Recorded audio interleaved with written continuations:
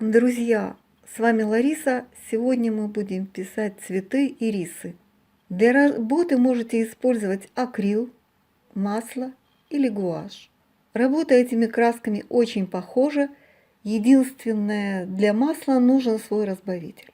Акрилом или гуашью нужно писать, используя воду. Также важно иметь достаточное количество белил. Я использую в работе холст на подрамнике 40×50. И эту работу пишу акриловыми красками. От начала и почти до завершения работаю широкой кистью. Широкой кистью наношу контуры будущих ирисов. Основных 3 цветка размещаю на разной высоте. И хотя цветки слева и справа чуть выступают вперед, основной цветок будет по центру выше других. Почему так?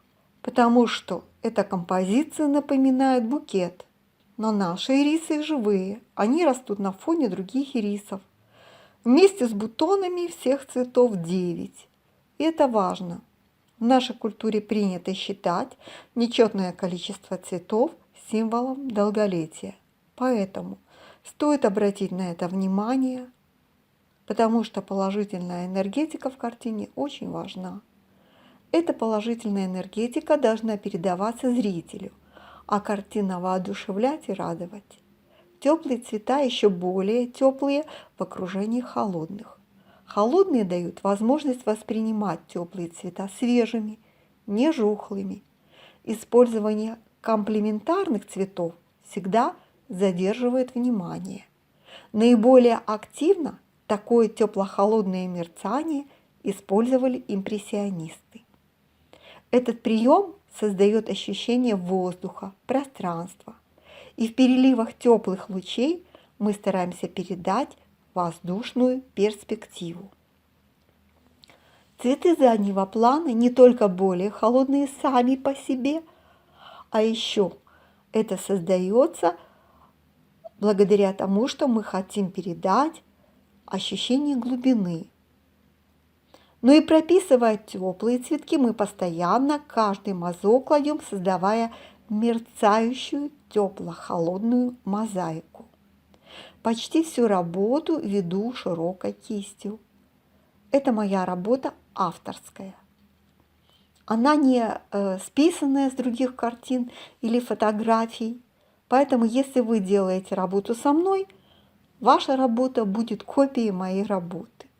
И для примера слева вверху для вашего удобства выставлена законченная работа с тем, чтобы вам было легче ориентироваться. Копирование и работа одновременно с художником – очень важная часть обучения. Вы видите всю кухню. Смешивание цветов на палитре не так существенно наблюдать, так как даже вводя носом по палитре, вы не сможете вычислить процентное содержание той или другой краски для каждого мазочка. Будьте более раскованы, работайте с удовольствием. Вы можете не совсем точно повторять работу. Ваша интерпретация этой композиции будет немного отличаться. Важно, чтобы процесс и результат ваш порадовал. Картины украшают наш быт. Вы настроитесь положительно. Ваш положительный настрой в процессе работы обязательно зафиксируется, и картина будет радовать владельца долгие годы.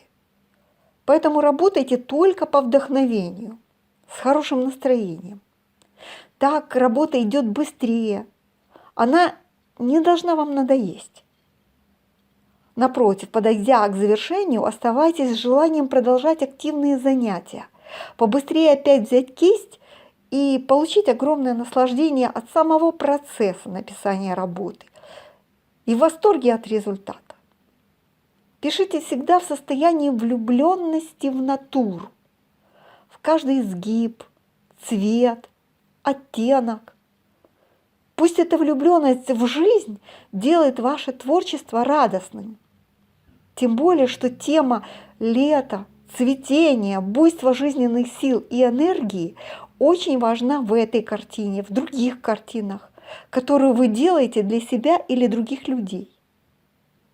По завершении работы вы можете покрасить торцы картины, чтобы холст прописанный оборачивал подрамник, как бы оборачивая в саму картину.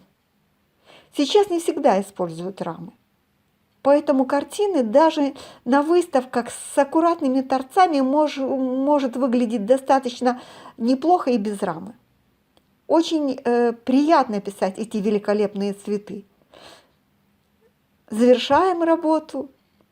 Но вот даже в завершении хочется продолжать эту тему.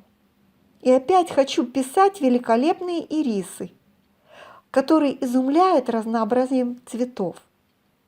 Успехов в творчестве, лайк и до нашей новой совместной работы. Спасибо вам!